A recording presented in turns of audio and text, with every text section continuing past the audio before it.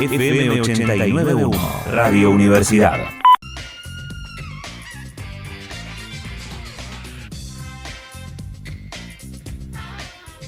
Menos 25 de la tarde y bueno, ayer se consumó finalmente el tema de la postergación de las elecciones y bueno, por eso vamos a hablar ahora con Juan Mario Páez, él es senador nacional del Frente de Todos por la provincia de Chubut. ¿Qué tal, senador? ¿Cómo le va? Guille Toibero, Noelia Vanina y Jorge Chamorro los saludan. Buenas tardes, gracias por atendernos. Buenas tardes, ¿cómo les va? Sí, señor, usted bien dijo. Ayer se sancionó una ley que era necesaria para poder postergar tanto las PASO como las elecciones generales. Las PASO para el segundo domingo de septiembre y las elecciones generales también para el segundo domingo de noviembre del corriente año. Uh-huh. Es decir que, y además se han acortado un poco a 45 días los plazos para la presentación de listas y de candidatos y para incluso las campañas electorales. Eso en función de las necesidades propias de la pandemia, que no solo nos está afectado como país a la Argentina, es decir, hemos visto casi todos los países de Latinoamérica postergación de elecciones, como ocurrió por la elección de convencionales constituyentes en Chile, la elección de autoridades del Congreso y del Poder Ejecutivo en Bolivia, la actual elección presidencial en Perú, es decir, en Ecuador mismo, es decir, la pandemia ha condicionado mucho el ejercicio de los derechos democráticos, pero bueno, en definitiva, acá hubo producto de un consenso político, se logró la mayoría calificada que prevé la Constitución para estas circunstancias, ya que no había otra posibilidad, por cuanto en la materia electoral, la materia de partidos políticos, la materia penal, incluso no puede ser objeto de ni siquiera de decreto de necesidad de urgencia. Juan, lo saluda el señor Jorge Chamorro. Sí, buenas tardes. ¿Jorge? Hola, ¿se escucha? Ahora sí, Jorge. Perdón, ¿qué tal, senador? ¿Cómo le va? Un gusto, Muy bien, el gusto es mío.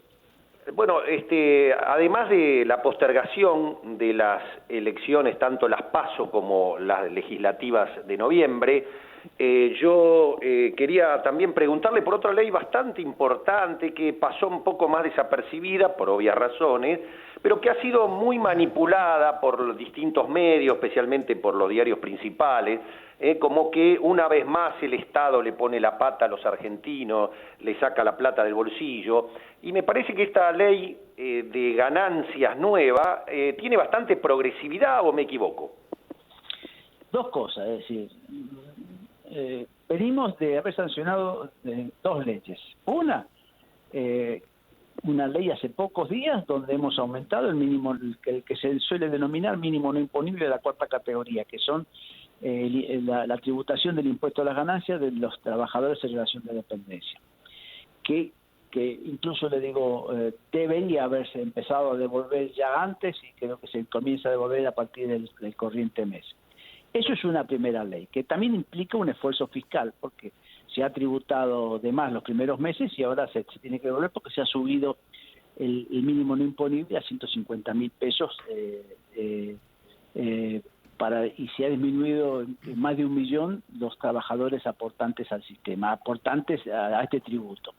El otro tema es que se había comenzado a disminuir la alícuota del impuesto a las ganancias fundamentalmente de las grandes empresas y ahora se ha recompuesto la alícuota sobre esa base de progresividad, no exclusivamente, es decir, con lo cual se mantiene una proporcionalidad en la tributación que de hecho esta ley va a impactar que el 95% del mayor ingreso que vamos a obtener como ingreso fiscal va a ser digamos generado por el aporte solo del 5% que son las grandes empresas, es decir, esta es una ley que va a tributar quien tiene mayores ganancias y además esas mayores ganancias son generadas a través de grandes empresas que en muchos de los casos son las que están en mejores condiciones, aún, no digo de manipular el mercado, aún ante los vaivenes del mercado, ¿no? Entonces queda claro, para romper con otra de las operaciones de prensa que hay, que esto no significa que la señora o el señor de Ramos Mejía, de San Justo, de Merlo, de Moreno, que nos está escuchando, le van a cobrar más impuestos por esto. No solo no le van a cobrar más impuestos, sino que justamente acabamos de votar hace ya un par de meses una ley para que ese señor, si era asalariado y ganaba 120 mil pesos, deje de pagar impuestos a la ganancia y hasta le devolvamos lo que se le ha cobrado desde enero a la fecha. Ese es lo primero que debemos pensar, que para doña Rosa, para el vecino nuestro, estamos ampliando el margen para que tribute menos. Con eso del 1.000.000 al 1.200.000 de argentinos, de más argentinos que comenzaron a tributar impuestos a las ganancias en los 4 años del gobierno de Macri, pese a que había prometido que no iban a pagar más ningún trabajador impuestos a las ganancias. Estamos desandando ese camino. Ahora, evidentemente, en el marco de la pandemia y en el marco de las necesidades públicas y en el marco de un déficit fiscal importante, también el Estado debe optimizar, no solo en la ejecución del gasto, y tenemos muchas necesidades, sino también debe optimizar la recaudación. En función de eso también entendíamos que no podíamos seguir desgravando y reduciendo las alícuotas del impuesto a las ganancias de las empresas, y hay que recomponer esa tributación en función de una adecuada progresividad y fundamentalmente que recaigan en quienes son las mayores empresas que tienen la mayor capacidad tributaria también y contributiva al sistema, ¿no? Claro, es decir, para aquel que está en Ramos en este momento, en San Justo, y nos escucha, y tiene un barcito, un tallercito, no, ese no le afecta, no le crea lo que digan Clarín y La Nación de que le van a cobrar más, no le van a cobrar más. No le van a cobrar más, no le van a cobrar más. Es más, generalmente ese que tiene el barcito ni siquiera a lo mejor está inscrito ni en el IVA y a lo mejor tiene algún monotributo, y también acabamos de recomponer el monotributo para que se amplíe el ingreso y se amplían las categorías, ¿no? Para que menos gente salga del monotributo y se vea expulsada a tributar el impuesto a las ganancias y como responsable inscrito del TELIVA. Hay que ir readecuando la capacidad tributaria de los argentinos a la situación actual y a las necesidades, e incluso a la inflación que existe, ¿no? No sé, Guille, si tengo posibilidad de hacer alguna pregunta más. Sí, dale, Jorge, dale. Senador, de paso le hago otra pregunta ya sacándolo de estos temas económicos y bueno, y el tema de las elecciones que ya lo explicó muy claramente. Quería saber dos cosas. Punto uno, se están juntando a pedido de una serie de personalidades, dirigentes, artistas, etcétera, un petitorio, como lo prescribe la Constitución Nacional, donde se están juntando miles de firmas para solicitar el juicio político a la Corte Suprema de Justicia. Quería saber si usted ve viable la posibilidad de iniciar un juicio político a la Corte. Al Senado a usted le tocaría la acusación directamente.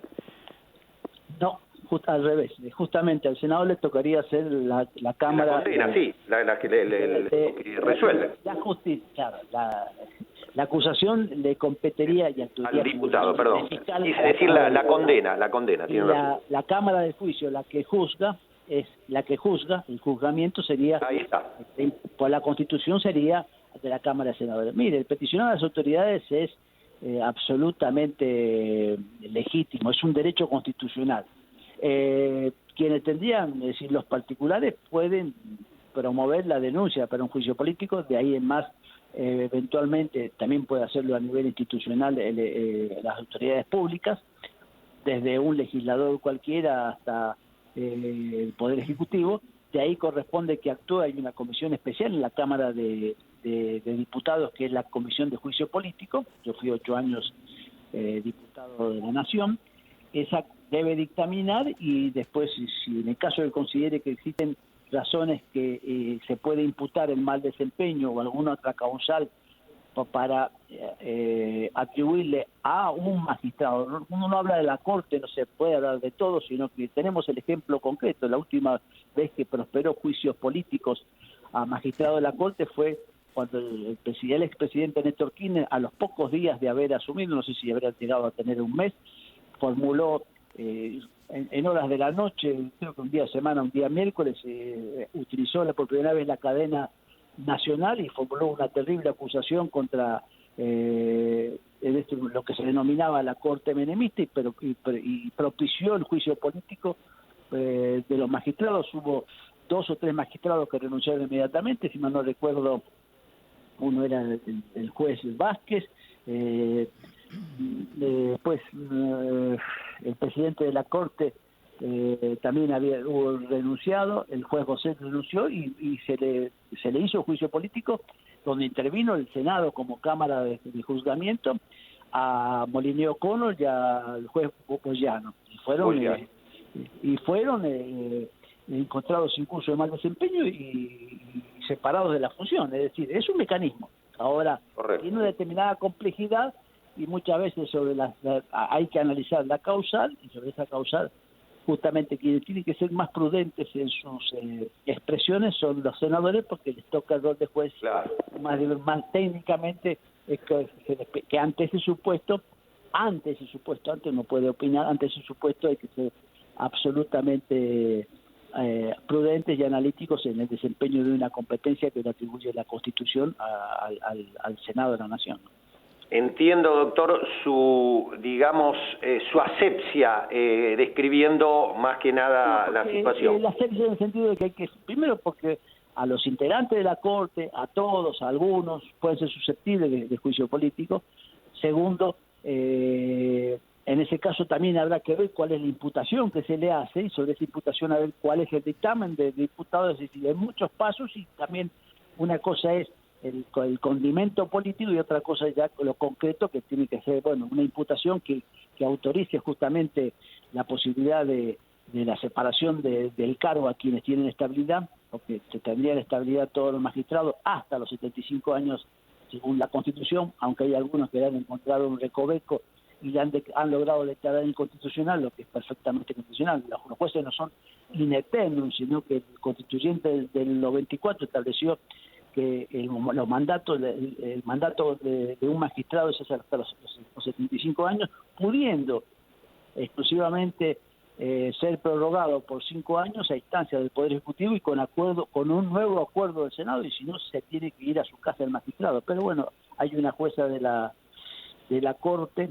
que logró tener una cautelar y al otro día después de esa cautelar la Corte dictó un fallo de que todas las demás cautelares a partir de ese momento no aceptaban ninguna cautelar más y los jueces se tienen que ir a su casa a los 75 años o salvo que el Poder Ejecutivo los prorrogue por 5 años con el acuerdo del Senado. Bueno, hay muchas circunstancias que uno dice debemos mejorar la calidad institucional y debemos bregar por realmente tener una mejor justicia, una justicia independiente al servicio de una sociedad y menos politizada y más comprometida con nuestra realidad social.